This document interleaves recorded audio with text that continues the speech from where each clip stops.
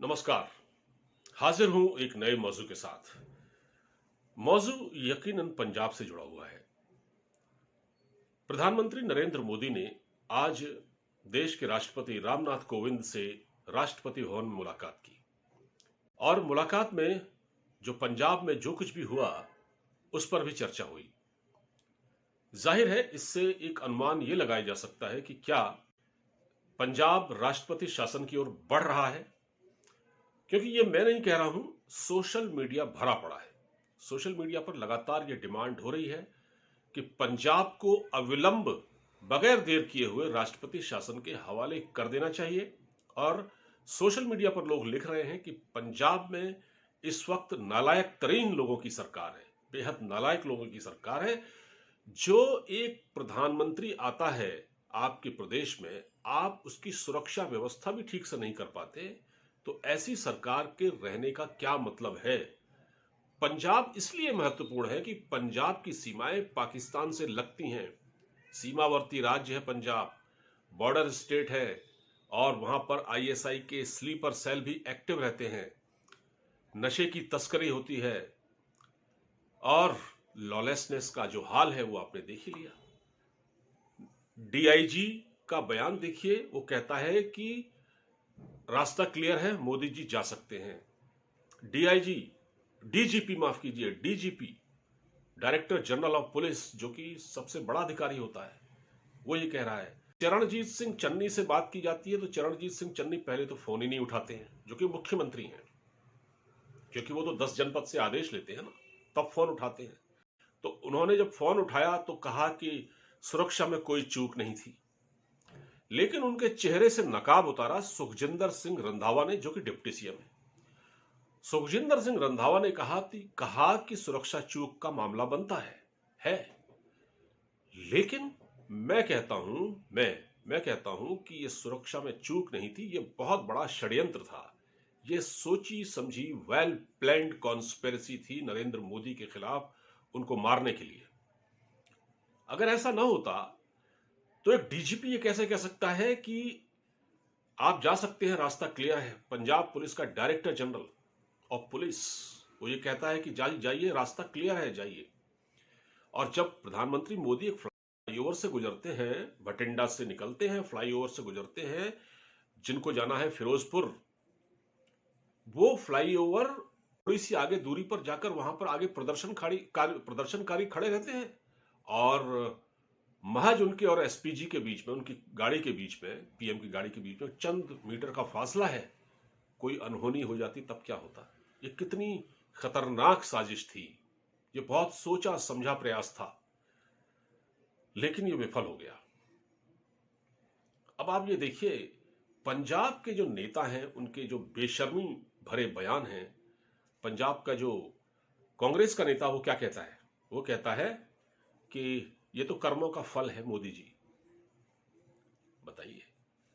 और वहां का जो ये दिल्ली में जो बैठते हैं, यहाँ अकबर रोड पर जो कांग्रेस का ऑफिस है, वहां जो एक प्रेस कॉन्फ्रेंस करते हैं, रणदीप सिंह सुरजेवाला कहते हैं, अरे प्रधानमंत्री जी ने इसलिए वो वहां जाना कैंसिल कर दिया, वो तो ऑटोमेटिक बहाना बनाया गया, वहां लोग थे ही नहीं, उस रैली में कुर्सियां खाली पड़ी हुई थी। बताइए। और ये सुरक्षा में चूक का मामला नहीं है, ये तो मैं कह रहा हूं कि ये साजिश का मामला है, ये तो साजिश है बहुत बड़ी। अब आप एक बात देखिए कि कितनी बड़ी ये चरणजीत सिंह चन्नी, जो कि पंजाब के चीफ मिनिस्टर हैं और जिनको सिद्धू जी ने ही बनवाया, और नवजोत सिद्धू, आप सोचिए, अब नवजोत सिद्धू सीन से गायब हैं, अभी तक कोई बयान नहीं आया है सिद्धू का। आम आदमी पार्टी का बयान आ गया है। राघव चड्डा ने कहा है कि ये चूक, सुरक्षा में ये चूक, ये लापरवाही अस्वीकार्य है। राघव चड्डा ने लिखा है ये। अब हो सकता है उन्होंने किसी राजनीतिक कारणों से लिखा हो ट्विटर पर, मगर क्योंकि उनको भी तो चुनाव लड़ना है ना, उनको भी चुनाव लड़ना है। इस वक्त आम आदमी पार्टी के तो दोनों हाथों में लड्डू है वहां पर। खैर, उन्होंने कोई ऐसी बात नहीं की, उन्होंने कहा कि यह सुरक्षा में चूक का मामला है, यह अस्वीकार्य है। प्रधानमंत्री नरेंद्र मोदी के साथ ऐसा पहली बार नहीं हुआ है। हां, ऐसा मैंने पहली बार देखा है कि प्रधानमंत्री को 20 किलोमीटर का रास्ता सड़क मार्ग से तय करना हो, जहां से पाकिस्तान का बॉर्डर केवल 20-25 किलोमीटर है। इतने संवेदनशील इलाके में, अब मैं क्या कह रहा हूं, पंजाब एक बॉर्डर स्टेट है और वहां की सीमाएं पाकिस्तान से लगी हुई हैं, इसलिए ये मामला ज्यादा गंभीर हो जाता है। और एक प्रधानमंत्री अगर किसी मतलब फ्लाईओवर पर 20 मिनट रुका रहे, जिसका एक एक मिनट इतना कीमती होता है, तो कितनी खतरे की बात है ये। आप सोचिए, अगर कोई मिस हैपनिंग हो जाती, कोई अनहोनी हो जाती, तो फिर क्या होता। लेकिन हमारे कांग्रेस पार्टी के जो नेता हैं, जिस तरह के घटिया बयान दे रहे हैं, वो एक कह रहा है कि ये कर्मों का फल है, दूसरा कह रहा है सुरजेवाला कि वहां कुर्सियां खाली थी, बहाना बनाया गया, इसलिए प्रधानमंत्री वहां नहीं गए। शर्म आनी चाहिए सुरजेवाला, क्योंकि ये वो पार्टी है जिसने अभी तक कोई सबक नहीं सीखा। और ये इस बात का क्रेडिट लेते हैं कि इनके दो बड़े नेता आतंकवादियों की गोलियों के शिकार हुए और वो उनको शहीद बताते नहीं थकते। ये बात सच है।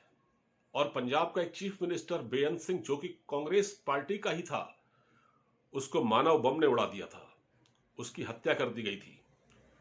इन्होंने 3 ऐसे बड़े नेताओं को खोया और इनको अभी भी अकल नहीं आई है और इस तरह की ये बातें करते हैं। प्रधानमंत्री मोदी 2014 में, 14 से पहले यानी लोकसभा चुनाव से पहले, पटना के गांधी मैदान में एक रैली को संबोधित कर रहे थे जहां बम ब्लास्ट हुए थे। लेकिन प्रधानमंत्री ने अपना भाषण जारी रखा। वो इसलिए रखा क्योंकि उनसे जब पूछा गया, उन्होंने कहा कि अगर मैं भाषण देना रोक देता तो वहां भगदड़ मच जाती और लोग मारे जाते, क्योंकि आतंकवादियों का मकसद तो वही था।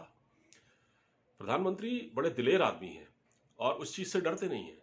मगर हमारी जो पंजाब की जो सरकार है, उन्होंने ये भरसक ये षड्यंत्र रचा। खैर, चन्नी की तो कोई हैसियत है नहीं, चरणजीत सिंह चन्नी को तो मैं दोष इसलिए नहीं दूंगा क्योंकि उस बेचारे का, क्योंकि वो अभी वो एक नॉमिनेटेड है मुख्यमंत्री और वो इस तरह से काम कर रहा है कार्यवाहक के तौर पर, उसको वो अधिकार भी नहीं है जो होने चाहिए। चन्नी बगैर 10 जनपद की परमिशन के कोई काम नहीं करते और ये काम कांग्रेस पार्टी का हो सकता है, उस पार्टी का हो सकता है। तो ये बहुत बड़ी साजिश थी। एसपीजी का एक्ट ये कहता है, अब मैं थोड़ा दूसरी तरफ बात कर रहा हूं, एसपीजी का एक्ट कहता है कि जब भी कोई प्रधानमंत्री देश का किसी राज्य में जाए, भले ही वहां किसी भी पार्टी की सरकार हो, भले ही वहां कांग्रेस की सरकार हो या किसी और पार्टी की सरकार हो, तो कायदा यह है कि एयरपोर्ट पर रिसीव करने के लिए मुख्यमंत्री आता है और बाकी बड़े अधिकारी भी उनके साथ रहते हैं। एक प्रोटोकॉल होता है। लेकिन वहां चन्नी साहब नहीं आए। बाद में बहाना बनाया कि उनको कोरोना हो गया था। कोई नहीं आया। इससे ये शक और गहरा जाता है कि आखिर चन्नी क्यों नहीं आए। एक तो वो आए नहीं, दूसरा उन्होंने जेपी नड्डा, जो कि बीजेपी के अध्यक्ष हैं, उनका फोन नहीं उठाया। इससे बहुत सारे सवाल खड़े हो जाते हैं। कांग्रेस ने खुद कोई अपने आप कटघरे में खड़ा कर लिया है और देश की जनता ये अपनी खुली आंखों से देख रही है। ये चर्चा बहुत गहरी है। ये कोई हल्का मामला नहीं है। ये किसी विधायक या सांसद का मामला नहीं है, देश के प्रधानमंत्री का मामला है। जहां जब वो जिस भी प्रदेश में जाते हैं, जहां भी वो रैली करते हैं, अब उनको जो करना था, ये आपने सब पढ़ लिया हुआ अखबारों में, कि उनको योजनाओं का लोकार्पण करना था और उस जगह जाना था जहां पर भगत सिंह और सुखदेव वगैरह का वहां पर एक बना हुआ है संग्रहालय, वहां जाना था। तो आप ये सोचिए कि ये किस तरह का, मतलब न तो मुख्यमंत्री आया, ना कोई अधिकारी आया उनको रिसीव करने के लिए। ऐसा कहीं होता है? तो ये सब हुआ। इसलिए मैं कह रहा हूं कि अब ये जो प्रदेश है ना, ये राष्ट्रपति शासन की ओर बढ़ रहा है। सोशल मीडिया पर लगातार इस बात की मांग की जा रही है कि पंजाब की सरकार की जो बागडोर है वो नालायकों के हाथ में है। इनको वहां से दफा किया जाए और वहां राष्ट्रपति शासन लगाया जाए। उसके बाद वहां जब चुनाव होंगे फिर चुनाव कराया जाए। आप क्या सोचते हैं बताइएगा। मैं इस वीडियो को यहीं समाप्त करता हूं और इस वीडियो को ज्यादा से ज्यादा शेयर कीजिएगा। नमस्कार।